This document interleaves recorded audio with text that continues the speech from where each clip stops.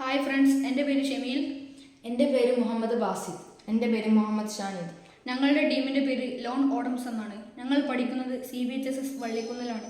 പിന്നെ ഞങ്ങളുടെ പ്രൊജക്റ്റിൻ്റെ പേര് സ്മാർട്ട് റീസൈക്ലിംഗ് പ്ലാന്റ് എന്നാണ്. നമ്മുടെ ഈ പ്രൊജക്റ്റിൻ്റെ തീം എന്ന് പറയുന്നത് സസ്റ്റൈനബിൾ ഡെവലപ്മെൻ്റ് ആണ്.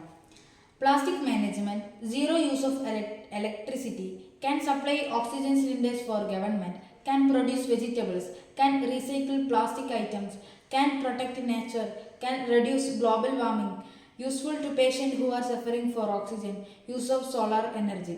ഇതൊക്കെയാണ് ഇതിൻ്റെ ബെനിഫിഷ്യൽസ് എന്ന് പറയുന്നത്. ഭൂമിയിലുള്ള പ്ലാസ്റ്റിക് നമ്മുടെ മണ്ണിൻ്റെ ഫലപുഷ്ടി കുറയ്ക്കുകയും ഒരുപാട് രോഗങ്ങൾക്ക് കാരണമാവുകയും ചെയ്യും.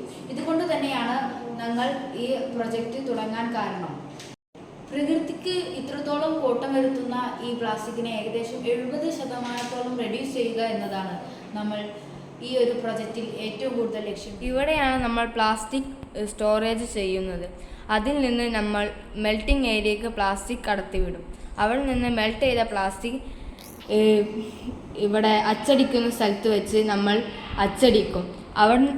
ഇതിൽ നിന്ന് ഹീറ്റ് ചെയ്യുമ്പോൾ ഉണ്ടാകുന്ന ഹീറ്റ് എനർജി നമ്മൾ സോളാർ വെച്ച് എടുത്ത് നമ്മൾ ഇതിലേക്ക് കൊണ്ടുവരും. ഇതിൽ നിന്ന് സോളാർ എനർജി ഇലക്ട്രിക്കൽ എനർജിയായി കൺവേർട്ട് ചെയ്യുകയും ഇതിൽ നിന്നുമുള്ള സോളാർ പാനലിൽ നിന്നുമുള്ള ഇലക്ട്രിക്കൽ എനർജി ഹീറ്റ് എനർജി ഇതിലേക്ക് കൊണ്ടുപോയി ഇലക്ട്രിക് എനർജി ആക്കി മാറ്റുകയും ഈ മെൽറ്റ് ചെയ്യാൻ വേണ്ടി തന്നെ ഉപയോഗിക്കുകയും ചെയ്യും.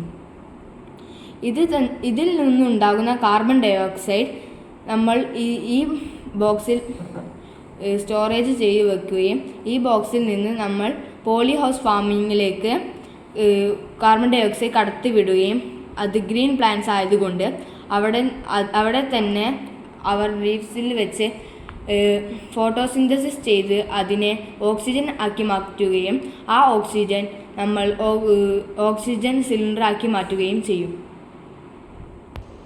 ഇതിൽ നിന്നുണ്ടാകുന്ന